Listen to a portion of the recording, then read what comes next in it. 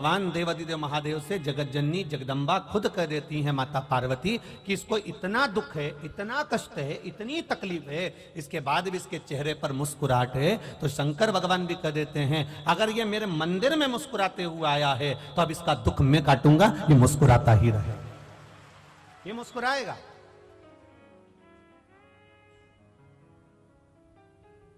हम उसके भरोसे पर हो जाए, हमारा प्रत्येक क्षण, प्रत्येक पल, प्रत्येक घड़ी, प्रत्येक पल हमारा देवादिदेव महादेव का हो जाए।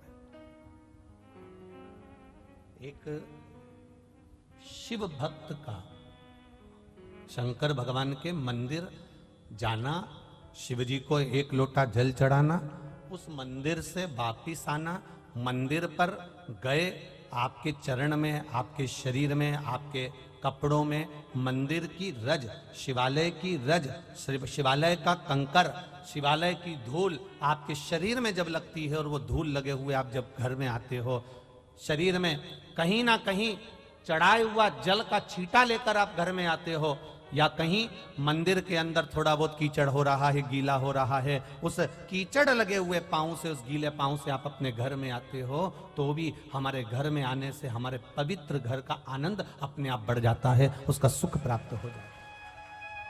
कितना सुंदर संवाद एक शिव महापुराण के अंतर्गत।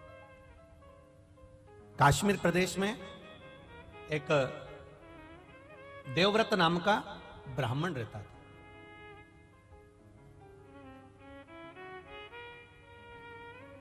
बड़ा धर्मात्मा था, पुण्यात्मा, भजन करना उसका एक आनंद था।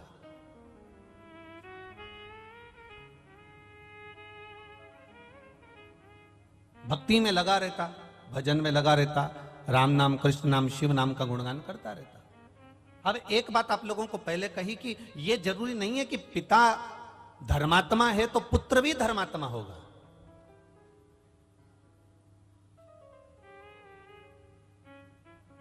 पिता अगर एक श्रेष्ठ वक्ता है तो पुत्र भी श्रेष्ठ वक्ता होगा। मां अगर धर्मात्मा है तो बेटी भी धर्मात्मा होगी, ये पक्का नहीं है। पिता के भाग्य में अगर सुख लिखा है तो बेटे के भाग्य में भी सुख होगा, ये पक्का नहीं है। पिता के भाग्य में हजारों एकड़ जमीन है, बेटे के भाग्य में 1000 एकड़ है कि नहीं, ये पक्का नहीं है।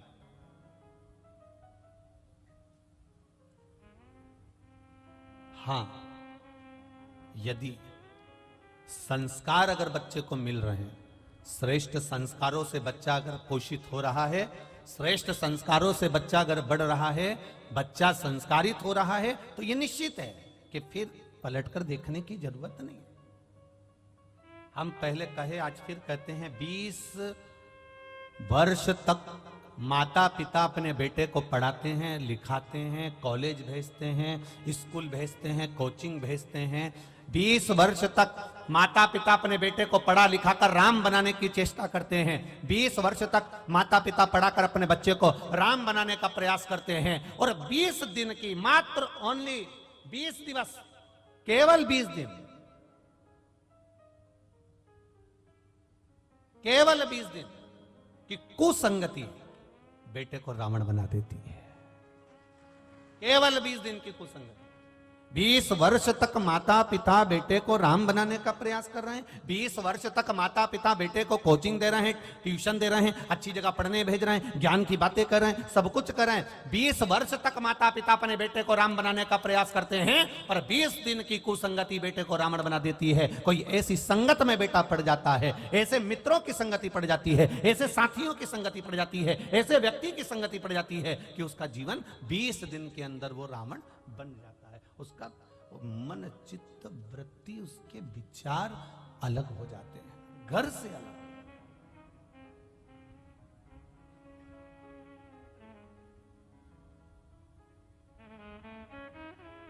आप अपने बच्चों की आदत डाल दो, शिव जी के मंदिर में जाना है, 1 लोटा जल चढ़ाना, डालो बच्चों की आदत।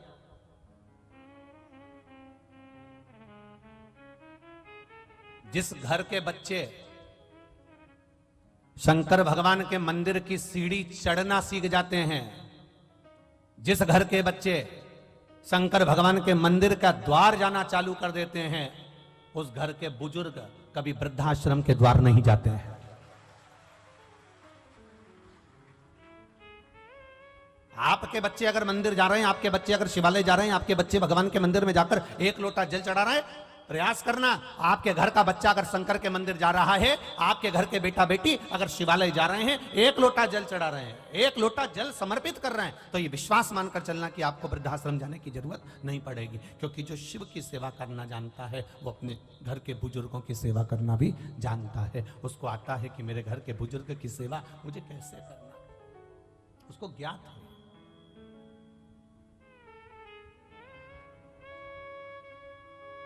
शंभु शरणे पड़ी मांगू घड़ी घड़ी दुख काटो दया करी दर्शन आपो।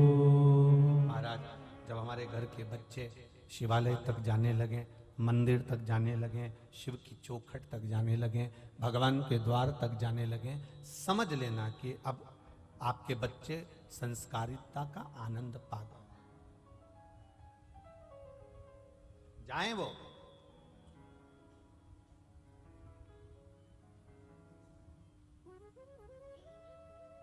देवव्रत कश्मीर प्रदेश में रहने वाला एक ब्राह्मण है देवव्रत, जो भगवान का भजन करता है, स्मरण करता है, अपनी बेटी को रोज ज्ञान देता है, प्रतिदिन अपनी बेटी को समझाता है।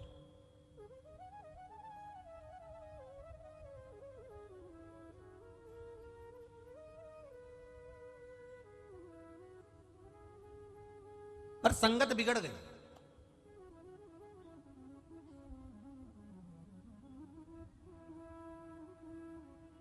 अपनी बेटी से रोज कहता है कि शिवालय जाकर एक लोटा जल चढ़ा दिया कर। अपनी बेटी से कहता अगर शिवालय नहीं जा सकती तो 2 मिनट भगवान का भजन कर लिया कर। अगर भगवान का भजन नहीं कर सकती तो मंत्र जाप कर लिया कर। मंत्र जाप नहीं कर सकती तो किसी गुरु की शरणागति ग्रहण कर कर उनके द्वार की सेवा कर लिया कर। पर बेटी ना तो जल चढ़ाने जाती है, ना मंत्र जाप करती है, ना नाम जाप करती है, पर बेटी अपने पिता देवव्रत से संवाद जरूर करती है। जल चढ़ाने से क्या होगा? आपके घर के भी बच्चे कर देते कभी कभी। पानी चढ़ाने से क्या होगा?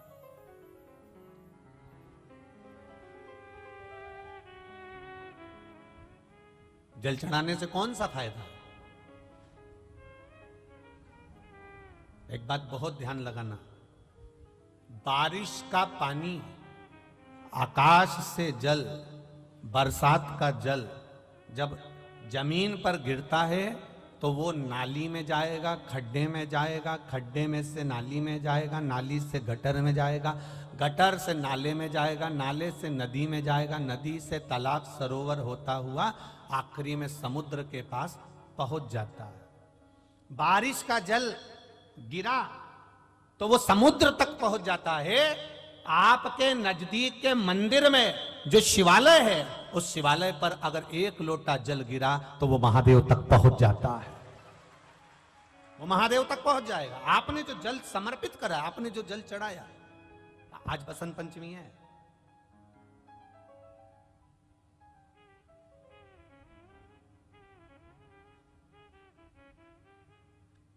भगवान देवाधिदेव महादेव का आज बसंती पुष्प से, सरसों का जो फूल होता है,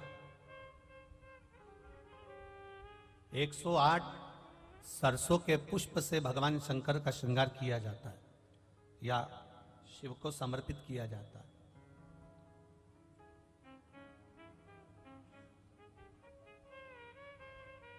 अगर डॉक्टर बोल भी देता है कि ऐसा लग रहा है कि कोई बड़ी बीमारी आने वाली है, शरीर में कोई ऐसा रोग आने वाला है कि ये बहुत बड़ा रहेगा, हम उनको हमेशा कहते आए हैं कि प्रयास करना कि बसंत पंचमी के दिन सरसों के फूल 108 शंकर भगवान को चढ़ जाएं, उसके बाद जांच करवाना प्रारंभ करो, बड़ी बीमारी नहीं आएगी, बाबा उसको टाल ही देगा। उसका नाम महामृत्युंजय है,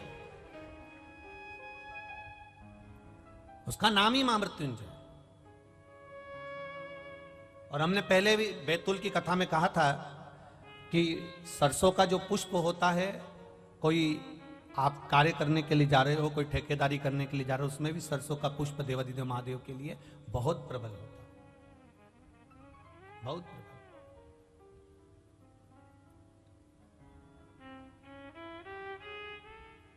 महाराज बेटी को दिया ज्ञान, पर बेटी मानती नहीं, प्रश्न बहुत करती है, बहुत प्रश्न। पहले का एक समय था जिस समय पर माता पिता जो कह देते थे बच्चे वो मानते थे। बीच का एक समय ऐसा आया कि माता पिता कहते जरूर है, बच्चा मानता भी है, पर मन में संशय रखता है। अभी का जो समय चल रहा है, जैसे टीवी पर वो क्या बोलते हैं उसको, डेविड, क्या बोलते हैं उसको, डेविड करना है सबको बिठा के टीवी पे, डिबेट है, ऐसे कुछ बोलते हैं ना। आज का समय केवल टीवी पर डिबेट करने का नहीं है, घर में भी रोज का डिबेट चल रहा है, प्रतिदिन का। पिताजी कहते हैं मंदिर जा, बेटा कहता है क्यों जाऊं, बस यही क्रम चालू हो जाता है। बहू कहती है सास को, सास कहती है बहू को, दोनों एक दूसरे की बात नहीं मान रहे, वो इधर पांव खींच रहा है, वो इधर पांव खींच रहा है, अंत उसका सार तत्व तक नहीं पहुंचा। मंजिल मिला क्या?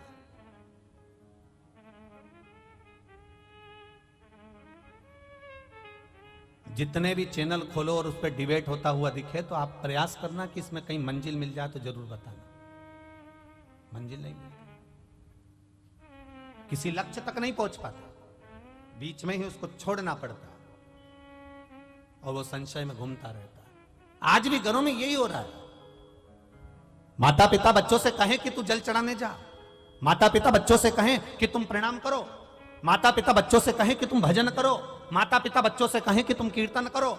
पर यह व्यासपीठ, ये शिव महापुराण की कथा हमेशा कहते आई है कि कल परसों की कथा में भी कहा था, एक माँ ने अपने बच्चे का हाथ पकड़कर संत से कहा, गुरुजी मेरे बच्चे से कह दो कि ये शक्कर ना खाए, मीठा ना खाए। गुरुजी ने 1 हफ्ते का समय मांगा और 1 हफ्ते बाद गुरुजी ने कहा कि बेटा तुम शक्कर मत खाना। तो माँ को क्रोध आ गया, ये बात तो तुम 1 हफ्ते पहले भी कह सकते थे। तो गुरुजी ने कहा कह तो सकता था, पर उस समय तक मैंने शक्कर छोड़ी नहीं थी, जब तक मैं छोड़ूंगा नहीं तब तक दूसरे से कहूंगा कैसे, इसलिए पहले मैंने छोड़ी है। आप सबसे निवेदन है, अपने बच्चे को ज्ञान देने से पहले स्वयं पहले मंदिर जाना प्रारंभ करो, शिव को जल चढ़ाना प्रारंभ करो, श्री शिवाय नमस्तुभ्यम कहना प्रारंभ करो, एक बेलपत्र बाबा को समर्पित करना प्रारंभ करो। फिर धीरे धीरे बच्चे अपने आप ढलते चले जाएंगे, उनको बोलने की जरूरत नहीं पड़ेगी, स्वयं ढले।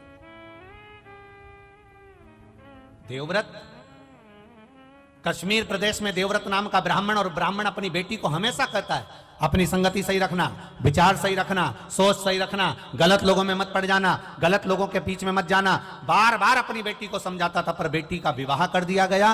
बेटी का विवाह करने के बाद भी बेटी की चित्त बुद्धि सही नहीं हो पाई। वो विवाह होने के बाद भी पर पुरुषों पर उसकी दृष्टि पड़ी रही, पर पुरुष पर उसकी दृष्टि पड़ी।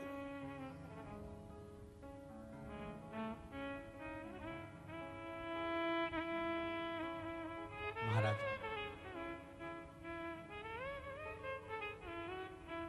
स्कंद पुराण का यह संवाद है,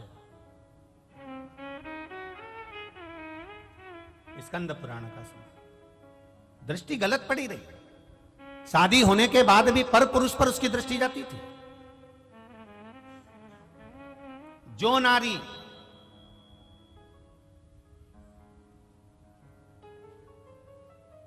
विवाह के पश्चात किसी दूसरे पुरुष के साथ में स्मरण करे या शादीशुदा किसी पुरुष का घर तोड़ दे, वो नारी की गति स्कंद पुराण कह रही है। ये स्त्री, ये नारी, ये कन्या जिसका विवाह कर दिया गया और सोच नहीं सुधर पाई, वो नारी प्राण त्यागने के बाद में एक कुतिया का जन्म पाई। अब कुतिया तो बन गई, पर कुतिया का जन्म कैसा मिला? एक पांव उसका विकलांग था, कान टूटे हुए थे, आंखों से एक आंख फूटी हुई थी और शरीर पूरा खुजली के कारण उसके पूरे शरीर के उस जो श्वान की योनि मिली है, कुत्ता की योनि मिली है, उसके शरीर के पूरे बाल, पूरी खाल जगह जगह से निकली हुई थी। सारी दुनिया उस कुत्ते को देख रही है, उस श्वान को देख रही है, उस कुतिया को देख रही है। सारी दुनिया उसको देखकर कहती है बेचारा कैसा है। बताओ, आपके भी मोहल्ले में कोई कोई कुत्ता ऐसा होता होगा तो आप पे दया आती कि नहीं आती? अरे मुंह से तो बोलो, आती है ना दया। कैसा भयंकर है, बेचारे को कितना कष्ट है, बेचारे को कितना दुख है। बताओ, उसको ये रोग हो गया, उसका एक पांव टूट गया, उसके बताओ दिख भी नहीं रहा, उसको तो बेकार में पड़ा हुआ है बेचारा। अब वो कुतिया की योनि पा गई और कुतिया की योनि पाने के बाद शरीर में उसके रोग हो गया। एक दिन देवव्रत के मन में यह बात उत्पन्न हो गई कि मेरी बेटी का हुआ क्या, मेरी बेटी जो मर चुकी है वो गई कहां। एक दिन देवव्रत भगवान देवाधिदेव महादेव के मंदिर में बैठ गया, अखंड जाप करने के लिए बैठ गया। उठता ही नहीं है, उठता ही नहीं,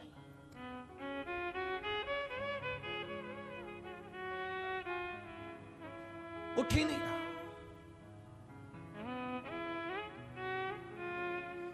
किसी किसी के पूर्व का पुण्य होता है तो मनुष्य के जन्म में भी उससे भजन होता है।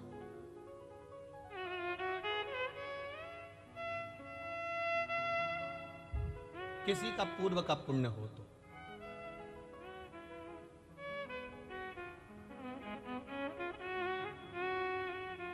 जिस समय पर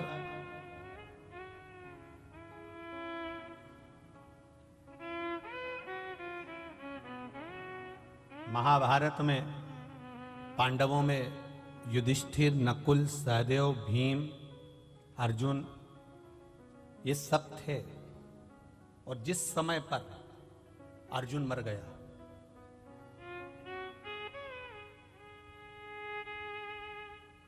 अर्जुन मर गया, जिसने महाभारत सुनी होगी उसके स्मरण में होगा। अर्जुन मरा, अर्जुन के प्राण छूटे किस समय?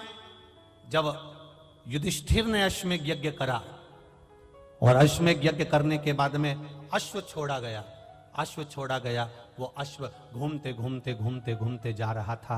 अर्जुन उस अश्व के पीछे भेजे गए, और अश्व के पीछे अर्जुन को भेजा गया कि ये अश्व जहां जा रहा है इस अश्व को तुम्हें देखना है, इस अश्व को छुड़ाना है। अर्जुन जहां जाते मां दिग्विजय कर कर आते, वहां से विजय प्राप्त कर कर आते। वो अश्व जाते जाते जाते जाते जाते जाते आगे एक नगर में प्रवेश कर गया, और मणिपुर नगर में जब वो प्रवेश करा, अर्जुन को मालूम था ये वो नगर है जहां पर मेरी धर्म पत्नी, देखिए अर्जुन की एक पत्नी है द्रौपदी, एक धर्म पत्नी है उनकी सुभद्रा, एक नागों की कन्या उलूपी, और एक चित्रंगदा। अर्जुन को यह स्मरण में था कि यहां पर मेरा बेटा चित्रंगदा मेरी पत्नी रहती है, और उसका बेटा भी यहीं रहता है बुर्बृभान। पर अर्जुन उस अश्व को लेकर अंदर प्रवेश कर गया, और जब अर्जुन अंदर प्रवेश करा तो अर्जुन के बेटे को मालूम पड़ा कि मेरे पिताजी आए हैं, और मेरे पिता आए हैं तो सम्मान करने के लिए अर्जुन के पिता का सम्मान, अर्जुन का सम्मान करने के लिए बेटा उनके लिए सामान लेकर गया। तो अर्जुन को क्रोध आ गया, अर्जुन को क्रोध आया कि मैं अश्व लेकर आया हूं, एक वीर योद्धा बनकर आया हूं, और तू मुझसे संबंध निभा रहा है।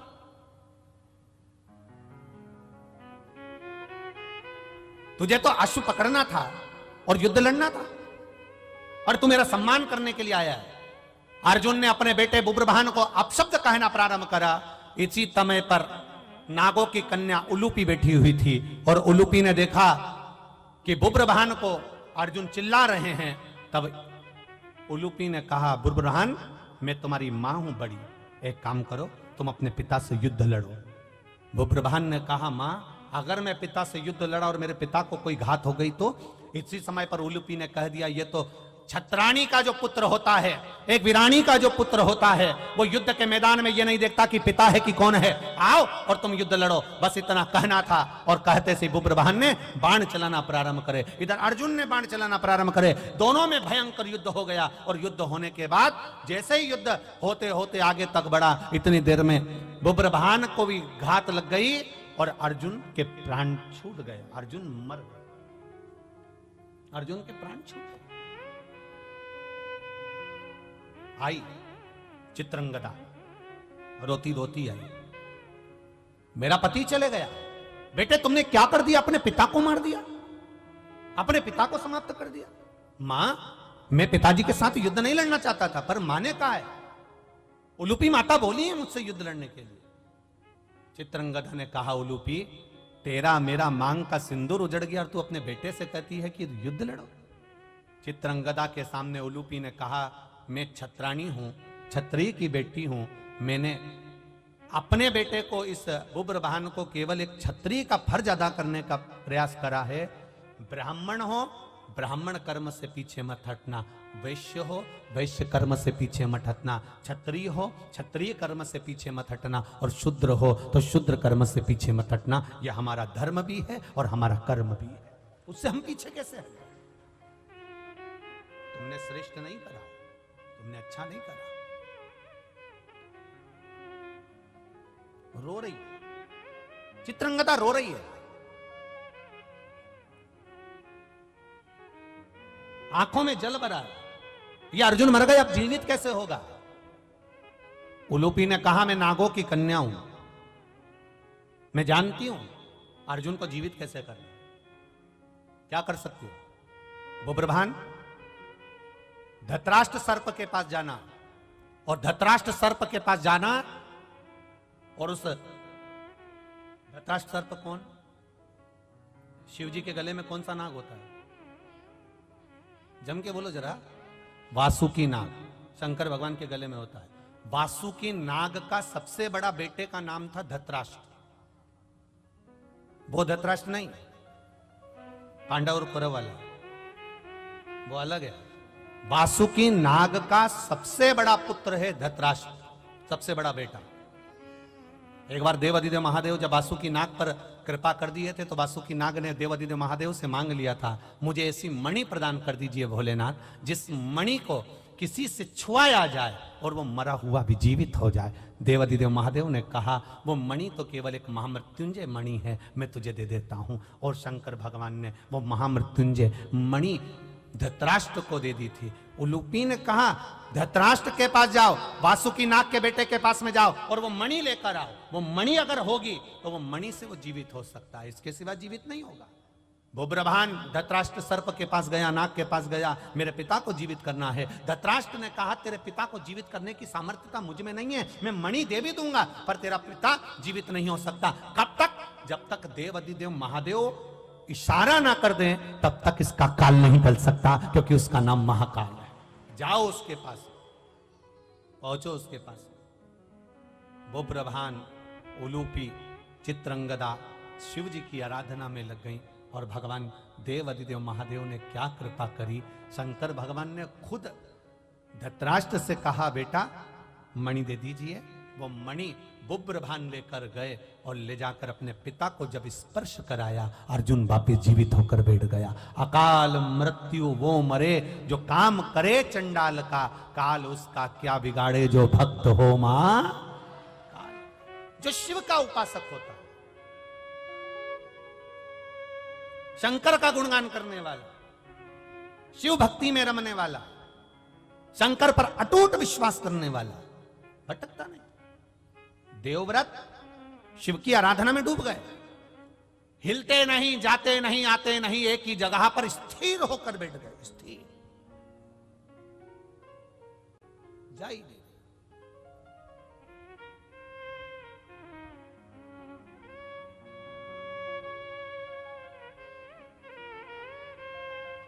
जब कोई नारी या कोई पुरुष व्रत करता है, उपास करता है, वो किसी भी देवता का उपास करे, शनिवार का करे, मंगलवार का करे, बुधवार का करे, गुरुवार का करे, रविवार का करे, तीज का करे, चतुर्थी का करे, अष्टमी का करे, एकादशी का करे, प्रदोष करे, द्वादशी करे, पंचमी करे, तीज करे, छठ करे, नवरात्रे करे, चतुर्थी करे, कोई पुरुष या स्त्री या बच्चा कोई भी व्रत करता है, जिस दिन वो व्रत रखता है उस दिन उसके शरीर में कौन सी देवी का अंश आकर विराजमान हो जाता है जिससे वो व्रत सफल कर पाता। बोलो रे भाई,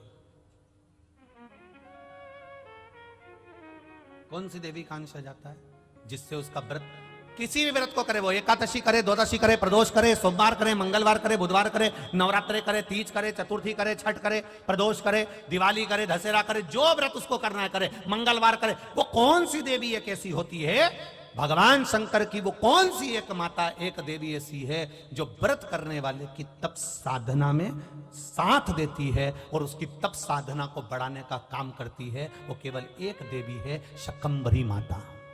कौन सी माता है? माता शकंभरी, केवल एक है जो व्रत साधना तप आराधना करने वाले के साथ हमेशा साथ देने के लिए उसके हृदय में विराजमान होती है, उसके चित्त वृत्ति में बैठी रहती है। भजन का बल, शकंभरी तप साधना। कितना सुंदर कहा है, जो व्रत करता है ना, हम तो यहां तक कहते हैं कि अगर कोई कथा सुनने बैठा हुआ है, कथा सुन रहा है, आपको जाना है, आपका शरीर का जरा सा अंश भी चलते समय दूसरे के शरीर को नहीं लगना चाहिए। शिव महापुराण में वर्णन आया है पितरों की 3 कन्याओं का, मेना, धन्या, कला, इन तीनों का वर्णन आया है। पितृलोक में ये तीनों आराम से रह रही थी और सनकादि ऋषि बैठकर तप कर रहे थे, कथा की चर्चा कर रहे थे, सत्संग कर रहे थे। पहले मेना निकल कर गई, फिर धन्या निकल कर गई, फिर कला निकल कर गई, एक के पीछे एक तीनों निकल कर गई। तीनों निकल कर गई, इनका शरीर का लहंगा संत सनकादि ऋषि के जंघा पर पड़ गया, क्रोध आ गया, ऐ मेना, धन्या, कला, मैं तुम्हें श्राप देता हूं कि तुम तीनों मृत्यु लोक में एक साधारण सी स्त्री बनोगी।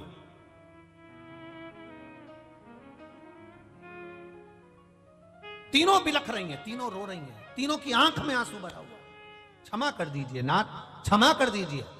सनकादि ऋषियों ने कहा, जब कोई कथा सुनने के लिए बैठता है, सत्संग करने के लिए बैठता है, सदगुरु की शरणागति में बैठता है, मंदिर देवालय में बैठता है, भगवान के भजन में बैठता है, जितनी देर वो भगवान का गुणगान करने बैठता है, उतनी देर तक उसके हृदय में शकंभरी माता का निवास होता है। शकंभरी माता ऐसे अलग से नहीं रहती, जितनी देर वो तप साधना में, भजन में, संकीर्तन में, कीर्तन में, स्मरण में डूबा रहता है, उतनी देर तक शकंभरी उसके अंदर रहती है। जब आपका शरीर जाते जाते उसको लात लगती है, शरीर का अंग लगता है, कोई सामान लगता है, शकंभरी को क्रोध आता है और वो क्रोध उसके मुख से निकलकर तुम्हें श्रापित कर देता है। इसके फल अनुसार तुम्हें तीनों को मृत्यु लोक में जाना पड़ेगा।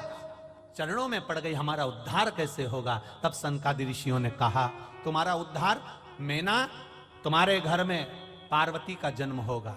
धन्या, तुम सुनैना बनोगी, तुम्हारी गोद में माता सीता खेलेगी।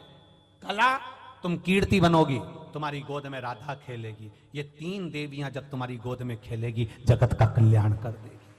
वो जगत का कल्याण करेगी तो तुम्हारा कल्याण अपने आप हो जाएगा, अपने आप।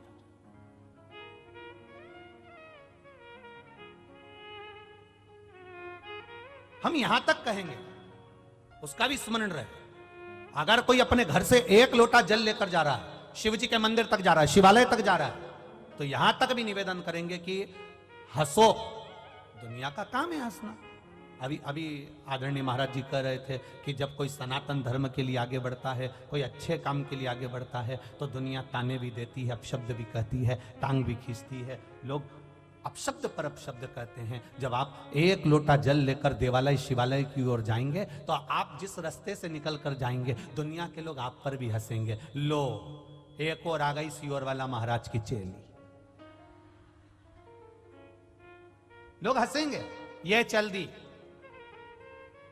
सावित्री बनकर, अनसुईया बनकर। दुनिया के लोग कहेंगे, अपशब्द कहेंगे, आड़ा टेढ़ा कहेंगे, बोलेंगे, पर आग लगे बस्ती में अपन रहो मस्ती।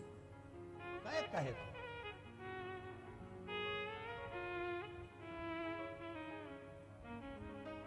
कहे, कहने वाला कहता रहेगा। जिस समय पूजन का कोई साहित्य, पूजन का कोई सामान, पूजन की कोई सामग्री हमारे हाथ में रहती है और हम पूजन करने जाते हैं और पूजन कर कर वापिस आते हैं, उस व्यक्ति को देखकर अगर कोई दूसरा हंसता भी है तो समझ लो वो अपनी जिंदगी को बर्बाद करने की सीढ़ी पर पांव रख दिया। उसने अपनी जिंदगी की बर्बाद होने वाली सीढ़ी पर पांव रख दिया। क्या उसको बर्बाद हो? निश्चित है। देवव्रत शिव जी के सामने बैठा है, घोर तप कर रहा है, घोर तप, अखंड तप करने में लगा हुआ।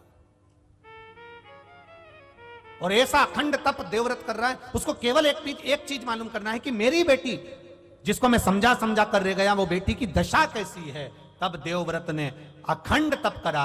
मेरे देव अधिदेव महादेव खुद नहीं आए, मां अंबा नहीं आई, जगदंबा नहीं आई, शिव जी ने अपने नंदी को भेज दिया। नंदीश्वर जाकर मालूम करो देवव्रत क्या चाहता है, इस देवव्रत को चाहिए क्या, जाओ जरा मालूम करो, जाओ। और महाराज,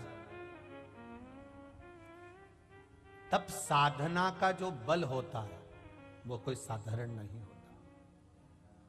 दूध में सुगंध गंध नहीं होती।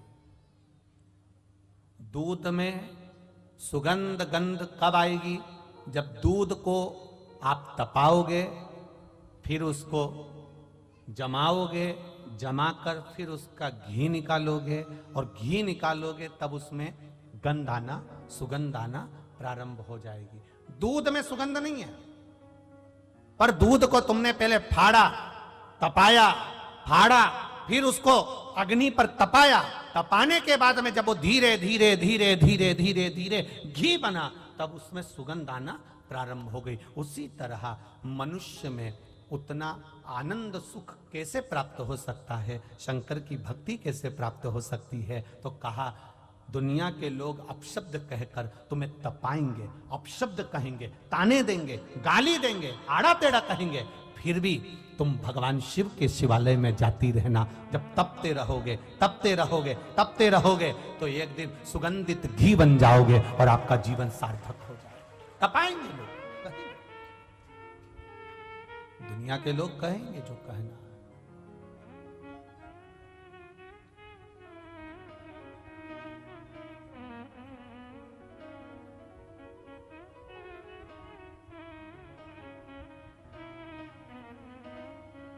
और महाराज,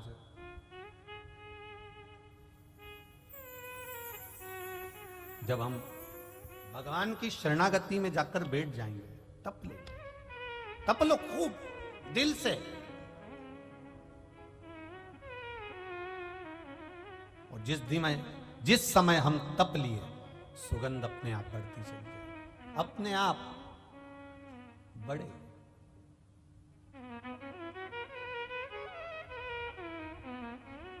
शिव कथा कह रहे, देवव्रत ने जैसे ही तप साधना करी, नंदी आए, सुंदर एक बालक का रूप रखकर आए, और बालक का रूप रखकर आकर नंदी ने देवव्रत को जगाया। स्कंद पुराण का यह संवाद प्रत्येक शिव भक्त के लिए बहुत मायने रखता है। यह संवाद पहले की कथाओं में नहीं निकल पाया, पर कंजरी गांव में संतों के सानिध्य में सीताराम महाराज और ये पावन गुप्त नवरात्रि के अवसर पर यह संवाद निकला है, जो संपूर्ण विश्व के कल्याण के लिए। संवाद बड़ा ध्यान रखना। नंदी 5 वर्ष के बालक का रूप रखकर आए, और नंदी देख रहे हैं कि देवव्रत समाधि में लीन है, तप में लीन है, भगवान की भक्ति में लीन है।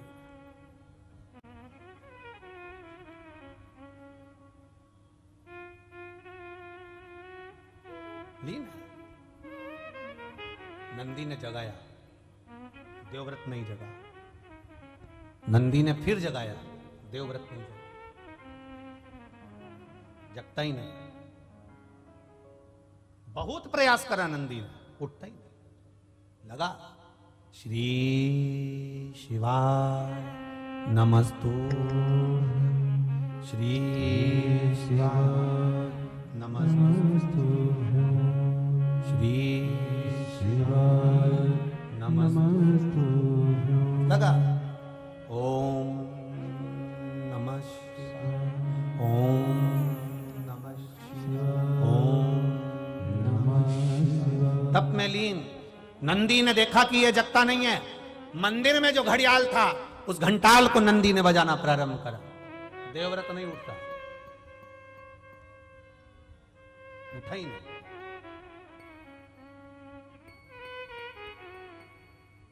फिर बजाया। आखिरी में देवव्रत के नेत्र खुले। 5 वर्ष के बच्चे को देखकर थोड़ा क्रोध देवव्रत को आया। कारण मैं बेटा तप कर रहा था, और मैं बैठकर अगर तप कर रहा हूं तो मेरे तप साधना को क्यों नष्ट कर रहा है। आ जाता है कभी कभी क्रोध। घर में बूढ़ी बूढ़ी माताएं, जब दादी माएं, जब बुजुर्ग माताएं सेवा करती है और घर का छोटा छोटा बच्चा उनका सामान लेकर भग जाए, दिया ले गया, दीपक ले गया, अगरबत्ती उठा के ले गया, ठाकुर जी को जो भोग धरा रही थी भोगी उठा के ले गया, जो मोहन थाल रख रही थी मोहन थाली ले गया, कहीं ठाकुर जी की माला जी उठाकर ले गया, तो दादी को क्रोध आ जाएगा। पर उसको क्रोध नहीं आना चाहिए। भगवान परीक्षा ले रहा है, भगवान देख रहा है कि ये क्रोध करती है कि नहीं करती है। भगवान ये देखता है।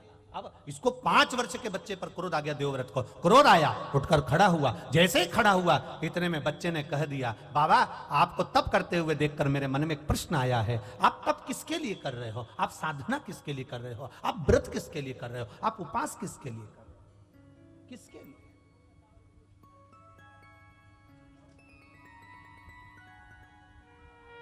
देवव्रत ने कहा, बस मेरी एक इच्छा है। क्या इच्छा है आपकी? बस एक इच्छा, मेरी बेटी जो प्राण छोड़कर चली गई है उसको मुझे देखना है। वो है कहां? उसकी दशा क्या है? नंदी को हंसी आ गई। 5 वर्ष का नंदी ठहाका लगाकर हंस दिया। हंसा तो देवव्रत को और क्रोध आ गया। ए बालक, मेरे शब्द को सुनकर तू हंस रहा है? नंदी ने हंसते हुए कहा, बाबा जो कर्म कर कर मरा है उसको अगर देखोगे तो आप भी रो पड़ोगे, इसलिए जो हो गया उसको आप मत देखिए, मत देखो। जो पूर्व में कर कर आए हो उसे अब देख कर करोगे क्या?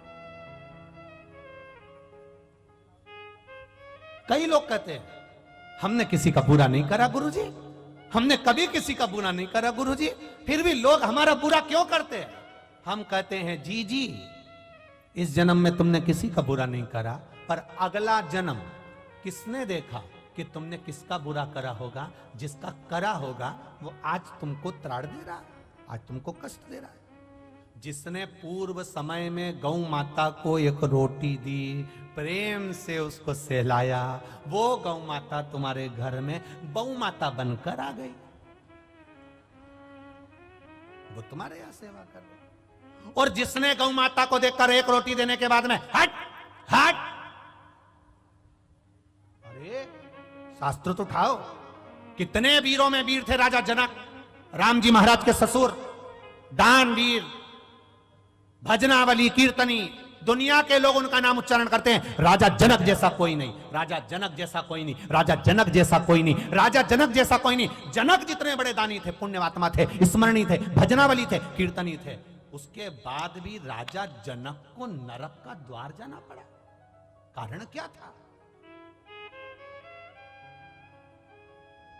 उसके बाद भी राजा जनक नरक के द्वार पर, केवल एक कारण से। राजा जनक भी नहीं समझ पाए कि मुझे और नरक, इतना मैंने पाप कुछ नहीं करा, मैं तो राम जी का ससुर हूं, मैंने जानकी को पाला है, जानकी मेरे पास में रही है, मैंने सब यज्ञ करा है। और शास्त्र कहता है, श्रीमद् भागवत कहती है, देवी भागवत कहती है कि वेद व्यास जी महाराज के यहाँ सुखदेव जी महाराज का प्रागट्य हुआ। सुखदेव जी महाराज शादी करने को तैयार नहीं हुए, तब वेद व्यास जी ने कहा किसी गुरु की शरणागति जाओ, तो वो राजा जनक की शरणागति में गए थे। और राजा जनक जी के दरवाजे पर जाकर सुखदेव जी महाराज खड़े रहे थे। और सुखदेव जी महाराज के कोई गुरु हैं तो वो जनक जी महाराज हैं। जब सुखदेव जी के गुरु जनक जी हैं राम जी के ससुर जनक जी हैं, माता जानकी के पिता जनक जी हैं, तो फिर इनको नरक क्यों जाना पड़ा? केवल एक जरा सा काम था, एक छोटा सा काम, छोटा सा। जनक जी का रथ जा रहा था। अब समझना जरा, लोग कहते ना हमने किसी का बुरा नहीं करा, तो हम कौन, ऐसा क्यों हो रहा है, हमें तकलीफ क्यों आ रही है, हमें दुख क्यों आ रहा है, हमें कष्ट क्यों आ रहा है, हमें बीमारी क्यों आ रही है? ना तो मैं सुपारी खाऊं, ना मैं कभी गलत चीज खाऊं, उसके बाद में मुझे रोग क्यों आ रहा है, तकलीफ क्यों आ रही है? पूर्व का राजा जनक जी महाराज का रथ जा रहा था। जाते जाते रथ बीच में जब पहुंचा, सामने गाय खड़ी थी। गाय खड़ी और इतने में जनक जी ने कहा, एक काम करो कि गाय को थोड़ा सा हटाने का प्रयास करो। रथ के बीच में गाय खड़ी है, गाय हट नहीं रही, हट नहीं रही। जनक जी नीचे उतरे और गौ माता के आगे हाथ जोड़े, आप हट जाओ, नहीं हटी। इसके बाद राजा जनक ने गाय को धक्का देकर बस थोड़ा सा साइड में करा था, बस एक अंश की गलती कर दी थी कि गाय को एक हाथ से धकेल कर पीछे की ओर हटाया था और गाय के पीछे से जनक जी महाराज निकल कर चले गए थे। तो चित्रगुप्त महाराज और धर्मराज ने कह दिया, कौन आया है? राजा जनक बड़े पुण्यात्मा हैं, बड़े धर्मात्मा हैं, पर इन्होंने गाय को जाना था उधर, रास्ता चेंज कर दिया था इधर का, इसलिए इनका भी स्वर्ग का रास्ता चेंज कर दिया। जाना था स्वर्ग, घूमते हुए लेकर जाओ, ले जाओ, रास्ता चेंज करो, बदलो रास्ता। जनक जी महाराज जब रास्ता बदला गया स्वर्ग जाने का, नरक से होते हुए जा रहे थे। नरक में पड़े हुए जीव सब चिल्ला रहे थे, चिल्ला रहे थे। जनक जी महाराज थोड़ी देर वहां खड़े हो गए, खड़े हो गए। सारे जीवों ने चिल्लाना चालू कर दिया, महाराज रुक जाओ, महाराज रुक जाओ, महाराज रुक जाओ। आवाज लगा रहे जनक जी महाराज रुक जाओ। जनक जी महाराज ने पूछा, ये कौन चिल्ला रहा है, ये आवाज किसकी आ रही है, ये कौन चिल्ला रहा है, ये किसकी आवाज है? सब ने कहा, ये जो नरक में पड़े हुए हैं ना, ये चिल्ला रहे हैं। ये क्यों चिल्ला रहे हैं, कारण क्या है? जनक जी, आपने इतना दान पुण्य करा है, इतना अच्छा अच्छा काम करा है कि आप पुण्य आत्मा हो, आप वैकुंठ जा रहे हो, पर आप नरक के रास्ते से जा रहे हो। आपके शरीर से छूकर जो ये हवा चल रही है, ये हवा इनके पापियों के शरीर पे लग रही है, पापियों के शरीर पे लग रही है। तो इनको जो कष्ट हो रहा था वो मल्लम का काम कर रही है, अब इनको कष्ट नहीं हो रहा, इसलिए ये चाहते हैं कि आप कुछ कृपा कर दो। जनक जी ने कहा, तो एक काम करो ना, इन सबको नरक से मुक्त कर दो, नरक से मुक्त। धर्मराज कहते हैं, ऐसा नहीं हो सकता, ऐसा नहीं हो सकता। तो फिर एक काम करो। जनक जी कहते हैं, मुझे बैकुंठ नहीं जाना, इनके लिए मुझे यहीं खड़ा कर दो। मेरे शरीर से हवा निकल कर जाएगी, वायु पवन निकल कर जाएगी, वो इनके शरीर को लगेगी, और इनको अगर सुख मिल रहा है मेरे शरीर से, तो मैं इनके लिए अपना शरीर भी दे सकता हूं, मैं नरक में रह सकता हूं। हाथ जोड़कर धर्मराज ने कहा, आपको हम नरक में नहीं रख सकते, क्योंकि आप पुण्य आत्मा हो, सत्कर्मी हो, भजनावली हो, हम आपको नरक में कैसे रखें? अगर हम नरक में रखेंगे तो देवता हमें चिल्लाएंगे, हम आपको नरक में नहीं रख सकते। तो जनक जी ने कहा, आप मुझे नरक में नहीं रख सकते और मुझे स्वर्ग में रहना नहीं जब तक इनका उद्धार होता नहीं। तो धर्मराज ने भगवान विष्णु से कहा, आप बताओ क्या करें? भगवान विष्णु ने देवाधिदेव महादेव से कहा, आप बताओ क्या करें? देवाधिदेव महादेव ने कहा, एक काम करो, राजा जनक के लिए सारे पापियों को छोड़ दिया जाए, उनका कल्याण कर दिया जाए। ये जनक तत्व। हमें लगता है हमने कोई पाप नहीं करा, हमने कोई बेकार काम नहीं करा, पर हमारा रास्ता चेंज क्यों हुआ, हमें कष्ट क्यों आ रहा है, हमें दुख क्यों आ रहा है? उसके पीछे हमारा पूर्व का कोई कारण होगा, कोई कारण हो सकता।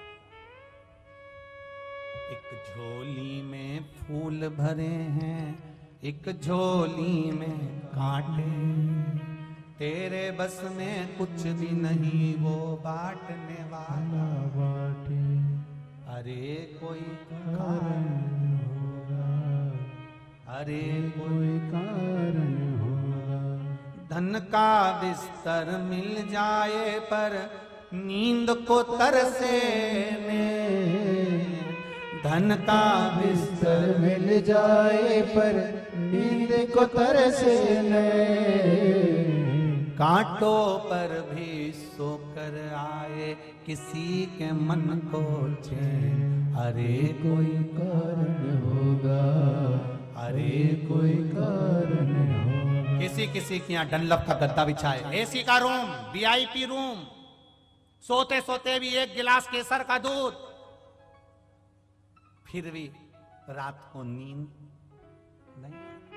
और कोई कोई ये यहां से वहां तक देखना, पूरी रोड के बीच में डिवाइडर पर पड़े ऐसे सो रहे, चकाचक, कोई दिक्कत नहीं, कोई रत्ती भर की टेंशन नहीं, सामान भी पड़ा है। और एक अपन वीआईपी गद्दा, वीआईपी भोजन, एसी का रूम, चकाचक, न मच्छर न मक्खी, सब वीआईपी।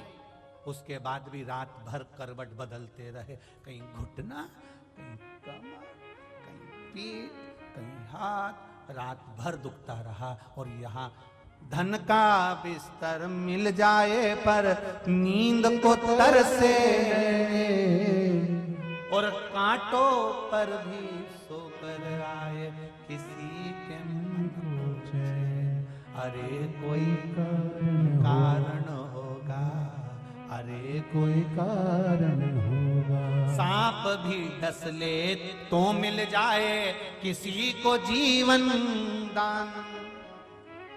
किसी किसी को सांप भी डस लेता है तो बच जाते हैं, और कोई कोई एक ठोकर लगती है, बाथरूम में नहाने गई थी, फिसल गई और सांप भी डस ले तो मिल जाए किसी को जीवन दान। और एक चींटी के काटे से मिट जाए नामो निशान। अरे कोई कारण होगा, अरे कोई कारण होगा।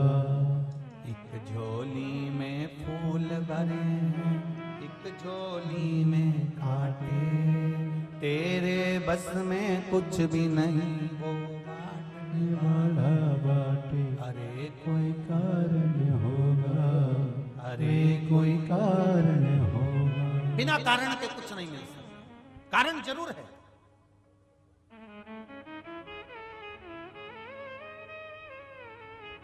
कितने संख्या में आ पाए, 3-3 पंडाल भरे पड़े,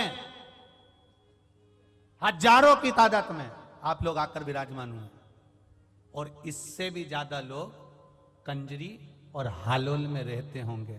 क्या सब कथा में जाके बैठ गए क्या? नहीं। अरे कोई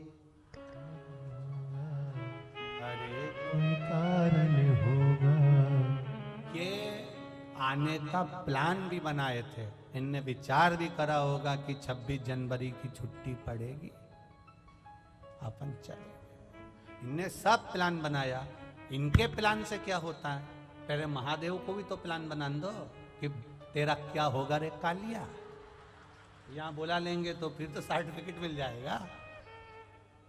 अगर यहां बुला लिया, यहां तक पहुंच गया, तो इसको एक प्रमाण पत्र मिल जाएगा। ये प्रमाण पत्र लेकर ऊपर पहुंच गया तो देख लो, शिव महापुराण की कथा में गया था कंजरी, यमराज, मेरे से तो कुछ बोलना ही मत, डिग्री है। तो भोलेनाथ ने भी सोचा भैया जितनों को डिग्री देना है उतनों को ही बुलाओ, बाकी को डिग्री से दूर रखो, नहीं तो ये आफत कर देंगे ऊपर आकर। वैसे ही गुजरात वालों ने बहुत आफत करके रखी है दिल्ली में बैठकर। अब बोल तो बोल, तो इन्होंने कहा इनको नीचे ही पावागढ़ में इनको पंछी डाले उड़ के, इनको वही गरबा रमने दो, नहीं तो ये मोखला बैठा बैठा नहीं।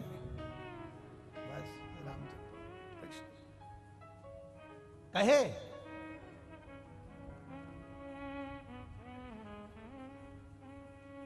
देवव्रत से पूछा, बोलो पूर्व का क्या देखना है तुमको? मेरी बेटी का जीवन देखना है मुझे, मेरी बेटी, मेरी ये बेटी।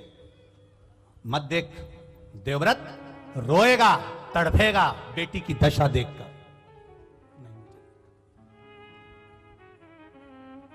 मुझे अपनी बेटी देखना। भगवान शंकर का शिवलिंग पर लगा हुआ चंदन नंदीश्वर ने उठाया, देवव्रत के मस्तक पर लगाया। देवव्रत से कहा, नेत्र बंद कर ले, शिव का स्मरण कर ले, तेरी बेटी तुझे नजर आ जाएगी। जो चंदन लगाया, भस्म धारण कराई, देवव्रत ने देखना चालू करा। देखना चालू करा।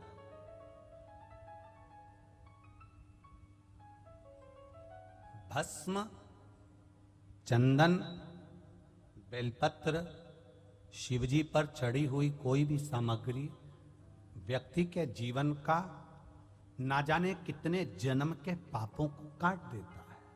ना जाने कितने जन्म के पाप। काशी में एक व्यक्ति टेबल लगाया हुआ था, वो टेबल लगाकर उस पर भस्म बेच रहा था। भस्म बेच रहा, भस्म का पैकेट। एक अंग्रेज आ गया। अंग्रेज ने आकर पूछा, क्या है ये? उसने अपनी भाषा में कहा, उसने कहा यह भस्म है लगाने की। अच्छा। उसने पैकेट उठाया, देखा, देखते से ही बोला, इसकी एक्सपायर डेट कब की है? अब वो टेबल पर जो बैठा था, भस्म बेच रहा था, वो अंग्रेज को ऊपर से नीचे तक देख रहा कि भस्म की एक्सपायर डेट पूछ रहा। टेबल पर भस्म बेचने वाले ने कहा कि इसकी एक्सपायर डेट तो नहीं मालूम, पर यह पक्का है कि तू सिर पे लगाता रहेगा तो तेरी एक्सपायर डेट आगे खसकती रहेगी। ये पक्का। इसकी नहीं मालूम कि इसकी एक्सपायर डेट कब की है, ये कब समाप्त होगी, पर तेरे समाप्ति की जो तारीख है वो इस भस्म को लगाने से आगे बढ़ती चली। ये निश्चित है, ये पक्का है, ये सहज नहीं है, बड़े। इसीलिए महाराज, हरिओम में ओम समाया है, मेरा भोला नगर में आया है। हरिओम। अपने स्थान पर बैठकर आज बसंत पंचमी का पावन अवसर, भगवान देवादिदेव महादेव से अपने दिल की बात अवश्य कहें। भाव के साथ विराजमान होकर बाबा देवादिदेव महादेव से प्रार्थना करें। भाव से कहिए, देवादिदेव श्री शिवाय नमस्तुभ्यं, श्री शिवाय नमस्तुभ्यं, श्री शिवाय नमस्तुभ्यं, श्री शिवाय नमस्तुभ्यं, श्री शिवाय नमस्तुभ्यं। भोला सब दुख काटो भार, हो भोला सब दुख काटो भार। शिव शंकर जपो तेरी माला, भोले बाबा जपो तेरी माला, भोला सब दुख काटो भार, ओ भोला सब दुख काटो भार। शिव कथा कर रहे हैं। देवव्रत से 5 वर्ष के नंदी पूछ रहे हैं कि आप तप क्यों कर रहे हो? कहा, मेरी बेटी के बारे में मुझे जानना है। उसका जन्म कहाँ हुआ, कैसे है वो, क्या कारण से उसका क्या जन्म हुआ, वो मुझे समझना है। नंदीश्वर ने कहा, मत देखो अपने पूर्व के जन्म को, उसके हुए जन्म को, रोगे तुम। नहीं महाराज, मुझे देखना है। तो देखना है, भस्म लगा दी, चंदन लगा दिया। चंदन और भस्म जिसके मस्तक पर लग जाता है उसको पूर्व का किया गया पाप कर्म भी उसका कट जाता है। और जैसे ही देवव्रत ब्राह्मण का पाप कर्म घटा, उसने अपनी बेटी के जीवन को देखा तो वो एक कुतिया की योनि में, एक स्वान की योनि में, पांव टूटा हुआ है, कान कटा हुआ है, आंख फूटी हुई है, मुख से ज्यादा कुछ खा नहीं सकती, शरीर के पूरे बाल निकल गए। जैसे एक कोई कुत्ते को तुमने देखा होगा, उसका पूरा शरीर बेकार हो जाता है, वो पड़ा हुआ है। देवव्रत रो रहा, रोने लगा देवव्रत, उसकी आंखों से आंसू बहने लगे देवव्रत की। और देवव्रत की आंख से जब आंसू बहने लगे, रोने लगा, नेत्रों से नीर बहने लगा, जल बहने लगा। नंदी करे क्यों रो रहे हो? देवव्रत कहता है मेरी बेटी की यह दशा मुझसे नहीं देखी जाती, कुछ कृपा करो। भगवान नंदीश्वर ने कहा कृपा करने वाला तो केवल एक है, वो देव अधिदेव महादेव है। बड़ा सरल, बड़ा सहज, बड़ा सरल है। एक लोटा जल चढ़ा दो और वो सारी समस्या का हल कर देता है। ऐसा देव अधिदेव महादेव। एक पत्र आया है बड़ा सुंदर।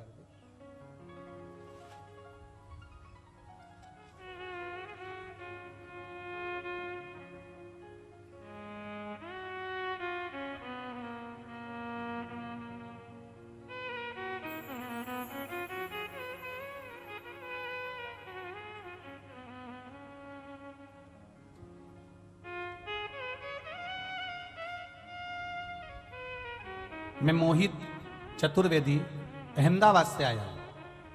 कहीं बैठे हो? मोहित चतुर्वेदी अहमदाबाद से। आप ही हैं? दोनों हाथ हिला दो एक बार ऐसा। श्री शिवाय नमस्तुभ्यम। एक बार वापिस हिला दीजिए।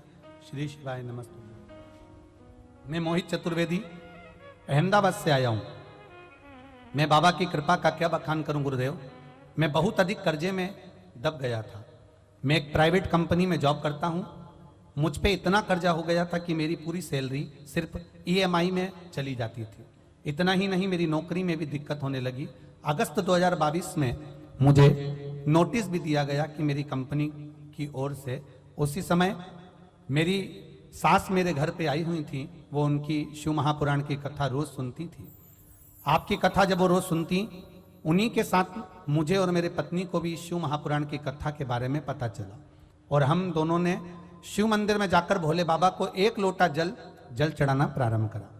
कंपनी ने कह दिया था कि आप इस कंपनी को छोड़ दीजिए। और मेरी कर्जा भी बहुत था गुरुदेव। मेरी पत्नी पशुपतिनाथ का व्रत करना शुरू कर दी। बड़ोदरा की कथा में अपने पूरे परिवार के साथ आया और 3 और 4 दिसंबर की कथा बड़ोदरा में सुनी। 5 दिसंबर को आखिरी पशुपतिनाथ का व्रत पूरा हुआ। उसके अगले ही सोमवार यानी 12 दिसंबर को मुझे 12 दिसंबर को गुरुजी भोले बाबा की ऐसी कृपा हुई कि एक और लेटर मुझे प्राप्त हो गया। इस बार जो लेटर था बाबा की कृपा से मेरा प्रमोशन का लेटर था। मुझे शिव की ऐसी कृपा हुई। गुरुदेव, हम जब पढ़ाई करते हैं ना गुरुदेव, तो हम इन चीजों पर विश्वास नहीं करते कि शिव जी को जल चढ़ाने से कुछ होता है, व्रत करने से कुछ होता है। पर बाबा का जो प्रताप देखा है ना गुरुदेव, वो एक लोटे जल का देखा है। उस एक लोटे जल ने आज हमारी तनख्वाह भी बढ़ गई, प्रमोशन भी हो गया और बाबा की कृपा से कर्जा भी चूक गया गुरुदेव। इसलिए हम आज कंजरी गांव में बाबा को अपना प्रमोशन लेटर जो कंपनी ने भेजा था वो बाबा को समर्पित करने आए हैं। बाबा की कृपा से मेरा प्रमोशन लेटर मुझे प्राप्त हुआ और बाबा की कृपा से मुझे प्रमोशन हुआ। ये मैं बाबा को नमन करने आया हूं। बैठिए बाबू। श्री शिवाय नमस्तुभ्यम। हर हर। ये शिव तत्व है। ओ घड़ी जो नहीं समझा उसको लगेगा केवल शिव महापुराण की कथा। बहुत सारे आते हैं, कहते हैं, बोलो बोलो जम के चले जाए। जो नहीं समझा उसके लिए यही रहा। पर जो समझ गया, अपना दरवाजा छोड़कर, अपना घर छोड़कर जो कथा के पंडाल तक पहुंच गया, मेरा महादेव उसके दुख काटने उसके घर तक पहुंच गया। पहुंचा। कंजरी हालोल वालों को तो यह मौका मिल गया। हम बुरहानपुर वालों से भी कहेंगे 3 फरवरी से 9 फरवरी तक आपके यहाँ कथा है। बाबा देव अधिदेव महादेव कुबेर भंडारी आपके यहाँ आ रहा है। दिल से बाबा से प्रार्थना करना और अपने पूरे इष्ट मित्रों के साथ में दोपहर 2 बजे से 5 बजे तक नवी कृषि मंडी में बरहानपुर में सुंदर कथा का लाभ लेकर बाबा से प्रार्थना करना कि आपका जीवन बाबा के चरणों में सार्थक। और जो रह गए कंजरी के लोग हालोल के, उनसे भी निवेदन है, बाद में विचार करने में आएगा। गंगा नजदीक में आई और मैं डुबकी नहीं लगा सका, मेरी जिंदगी का मैं आनंद नहीं ले सका। आए।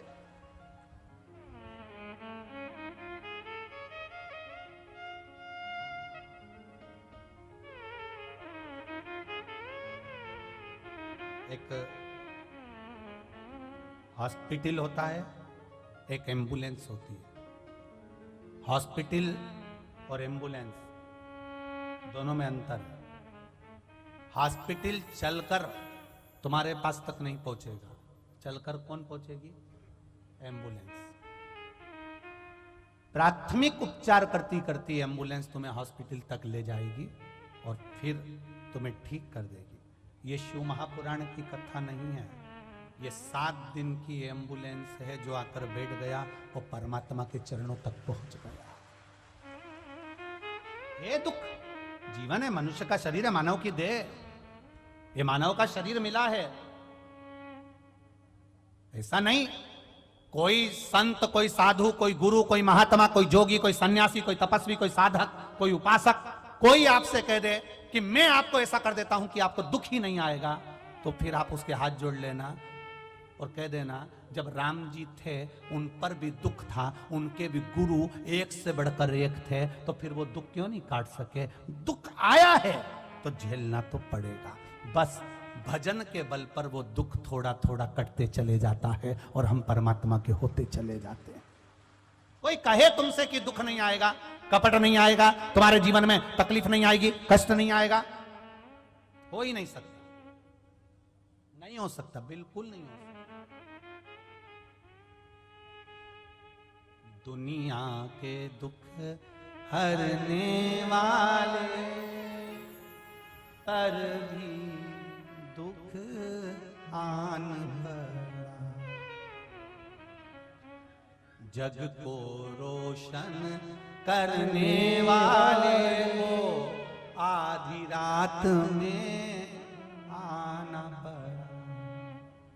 दुनिया के बंधन काटता वो, उसको भी जेल में आना पड़ा। जो दुनिया के बंधन काटता है वो कारागार में जन्म ले रहा है, साधारणता नहीं है, ये पूर्व के कर्म का भोग। एक चिड़िया को सीता जी ने कैद में रखा, मां जानकी को कैद में रहना पड़ा। राम जी ने छुपकर मारा था बाली को, उस बाली ने छुपकर मारा, भगवान कृष्ण के चरणों में मारा। जरा नाम का व्याघ्र बनकर कर्म का भोग है, भोगना जो पूर्व में किया आज भोगेंगे, आज करेंगे, फिर भोगेंगे, उसको कौन टाल सका? देवव्रत रो रहा है, मेरी बेटी की ये दशा, एक स्वान की योनि, एक कुतिया की योनि, मेरी बेटी की। बिलक पड़ा, रोह पड़ा, कुछ नहीं कर रहा। शंकर भगवान के शिवालय को, शिवलिंग को पकड़ लिया और पकड़कर देवव्रत आंख से आंसू बहाने लगा। कुछ कृपा करो करुणा सागर, करुणा कर दीजिए, दातार कृपा कर दीजिए, मेरी बेटी ऐसी भयंकर योनि में पड़ी हुई है, शरीर पूरा खुजला हो गया है उसका, क्योंकि उसको अभिमान इतना था। पिता देवव्रत अपनी बेटी को समझाता था, गलत दृष्टि मत करना, गलत जगह पर मत जाना। परसों की कथा में कहा था नियत, नीति और नजर, ये 3 गलत जगह पर चली जाती है तो जिंदगी बर्बाद हो जाती है। नियत अगर गलत हो गई तो बर्बाद हो गए, नीति अगर गलत हो गई तो बर्बाद हो गए, और नजर अगर गलत हो गई तो बर्बाद हो गए। नारी पर पुरुष पर अगर अपनी दृष्टि देती है, किसी का शादीशुदा जीवन है और उसके घर में आग लगाकर तू उसमें शामिल होना चाहती है, तो तू अपने अगली जिंदगी का स्मरण कर लेना, ये देवव्रत की कन्या का स्मरण कर लेना कि तेरी जिंदगी क्या होगी, तेरा जीवन क्या होगा। ये देवव्रत की कथा कर रही है। एक इतना बड़ा इतना बड़ा ब्राह्मण, ऐसा साधु, ऐसा सन्यासी, ऐसा तपस्वी, ऐसा साधक, ऐसा उपासक जो भगवान शिव की भक्ति में लगा है, तो भी इस कन्या को भोगना पड़ रहा है। क्यों? कर्म का भोग है। तेरी शादी हो गई थी, जिस पुरुष के साथ तू रह रही थी उसकी भी शादी हो गई थी, उस नारी को रोना पड़ रहा था, हाथ जोड़कर कहती थी मेरे पति को छोड़ दे, मेरे पति को त्याग दे, पर तू उससे इतनी आसक्ति कर बैठी, इतनी आसक्ति कर बैठी इस शरीर के चक्कर में। अब शरीर का सुख अब भोग ले। पांव टूट गया, आंख फूट गई, कान कट गया और पूरा शरीर खुजेला होकर और पड़ा है एक कोने में। देवव्रत रो रहा है, मेरी बेटी का उद्धार कैसे होगा, मेरी बेटी का उद्धार कैसे होगा। ये केवल स्त्री के लिए नहीं है कथा, पुरुषों के लिए भी है। तुम भी स्मरण करना, किसी के साथ अगर गलत कर्म किया है तो तैयारी रखना, ये अगर स्वान रूप में कुतिया बन सकती है तो तुम भी कुत्ता तो बन ही सकते हो। स्मरण रहे आपको, स्मरण रहे। नियत, फिर बोलो 3 चीजें, नियत, नीति, ये बहुत काम की है, ये नजर बहुत ध्यान रखिए। सबसे ज्यादा लफड़ा यही करती है, सबसे ज्यादा दिक्कत इसी की है। भोगना सबको पड़ता है। एक आम के पेड़ पर, आम के पेड़ पर आम देखा किसने?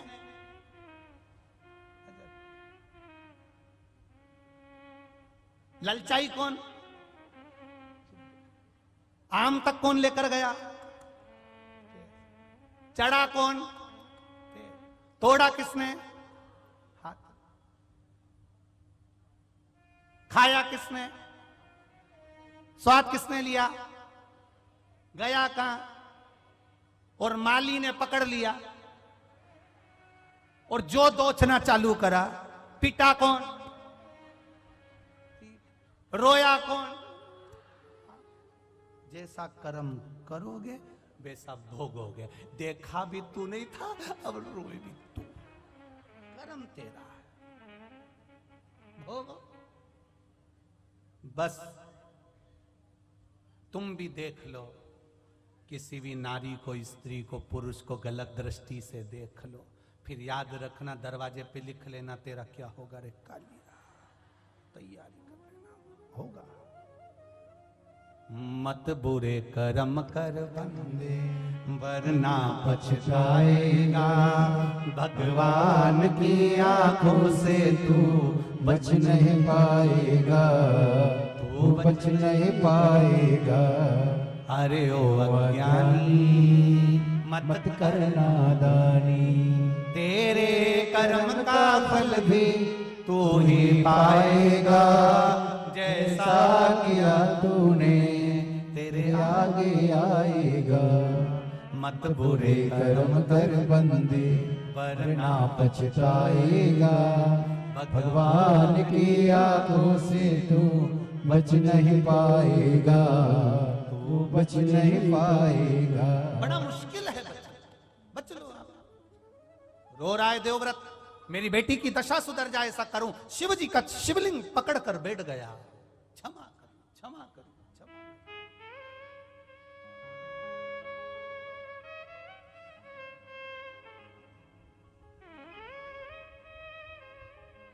कहा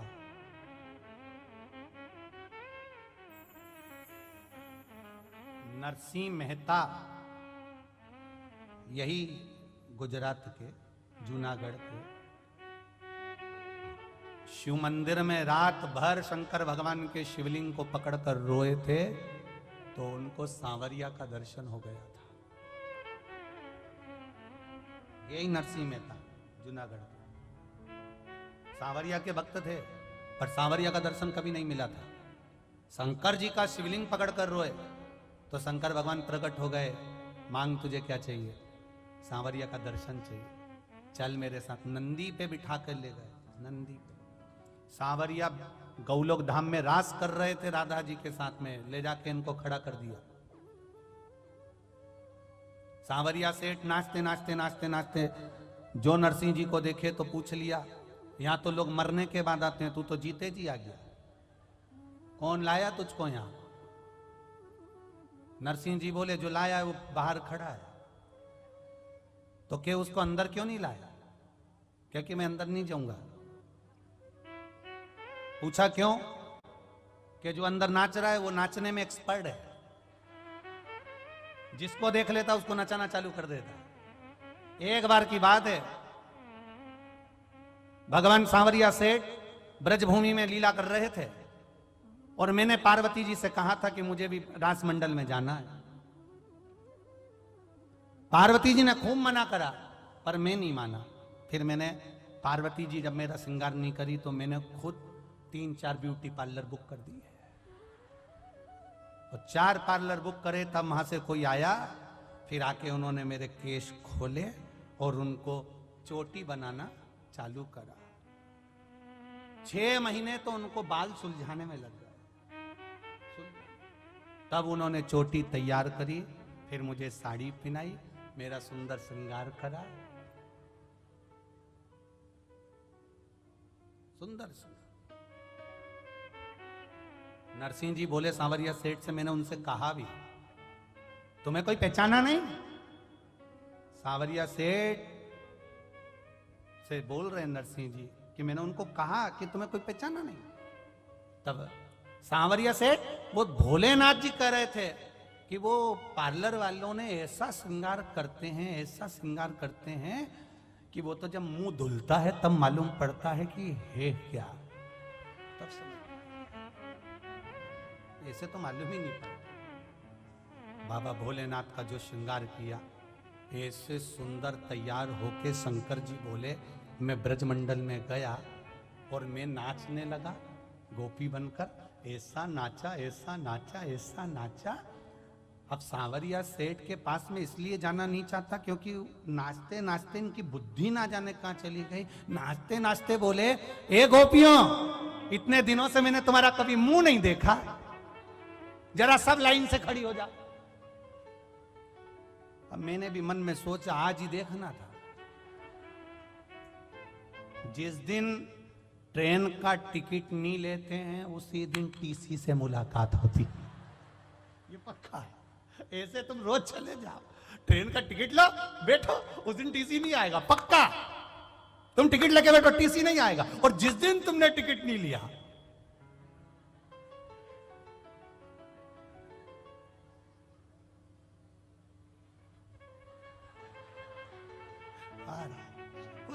भय लगा हुआ है, आ रहा। इतने में कहीं का मूंगफली बेचने आ गया। सर क्या हुआ? कुछ नहीं, 10 रुपए की दे दो। इनको लगा टीसी है, इनको टीसी लग रहा, भय लग रहा। लाइन से खड़े हो गए। शंकर भगवान बोले नरसिंह मेहता से, हम भी लाइन से खड़े हो गए। इतना इतना घूंघट डला था। पार्वती ने कहा था मुंह मत दिखाना किसी को। हमने भी पल्लू पकड़ के रखा था। 3 जगह से पार्लर वाली ने पिन टच कर दी थी, जूड़ा से लेके पूरी की पूरी, और इतना पूरा घूंघट करके हम खड़े। अब इतने में हमने सोचा कि ये उधर से देखते देखते देखते देखते आएगा, हम इधर से खसक जाएंगे पीछे से। कई लोग पीछे इसलिए भी बैठते, कथा में अपना मन नहीं लगे तो अपन धीरे से खसक लो, आगे बैठ जाएंगे तो महाराज के चक्कर में देंगे। तो हम सबसे आखिरी में लगे। इतने में सांवरिया सेठ बोले, उधर से मुंह देखूंगा। हम भी बड़े फंसे। हमने सोचा तुम इधर आओ, हम उधर चले जाए। शंकर भगवान उधर चले गए। सांवरिया जी बोले अब मैं उधर से देखूंगा। इतने में हमने सोचा हमारे पीछे पड़ा ना धो के, तो हम भी 6 गोपी इधर 6 गोपी इधर, बीच में हम खड़े हो गए। अब उधर से मुंह देखते देखते देखते देखते देखते इधर तक आया सांवरिया जी। पास वाली गोपी का मुंह देख रहा था और हमें चिढ़ा रहा था। और जो पास वाली का मुंह देखकर हमारे सामने आया, हमारा पल्लू उठाने लगा, हम नीचे खींचने लगे। वो उठा है, हम नीचे खींचे, वो उठा है, हम और नीचे खींचे। खींचते खींचते, अब साड़ी तो साड़ी है, सरकारी रोड थोड़ी ना खसकते। अब खींचते गए खींचते गए खींचते गए। भोलेनाथ जी बोले हमने सोचा था कि सांवरिया द्रौपदी का चीर बढ़ाया था, हमारा भी बढ़ा रहा हो। खींचते खींचते जो पिन टच थी वो निकल गई। और खसक गई है सर से साड़ी और मुस्काए गिरधारी ब्रज में आ गए हैं। साड़ी नीचे हो गई। और इतने में सांवरिया सेठ बोले, प्रभु अकेले आए हो, माता को कहां छोड़िया है? तो हमने भी वापिस पल्लू लेके बोला, हम ही तो माता है, हम ही माता है।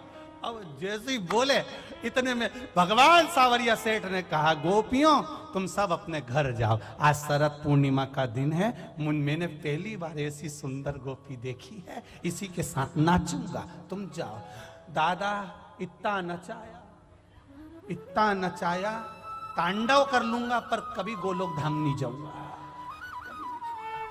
इतना नचाया, नाच नाच के थक गए। आखिरी में हमने सांवरिया जी से कहा, हमारे घर कैसे जाएंगे? सांवरिया सेठ ने मनसुखा सिरदामा मधुसूदन दाऊ सबको बुला लिया और उनके पिताजी की खटिया बुलवा ली, पलंग निवाड़ की, और उस पे हमको सुला दिया और 4 लोग लेके हमको पापी छोड़ दिया है।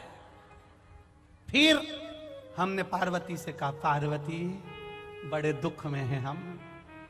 पार्वती जी बोली, मैंने पहले ही मना करा था, मेरे से तो बोलना ही मत कि पांव दबा। जब मैं मना करी थी तुम गए काय? इसलिए मेरा निवेदन है, पतियों से थोड़ा कभी कभी पत्नी का कहना मान लिया करो। कभी पार्वती ने मना किया था, ना माने त्रिपुरारी ब्रज में आ गए हैं।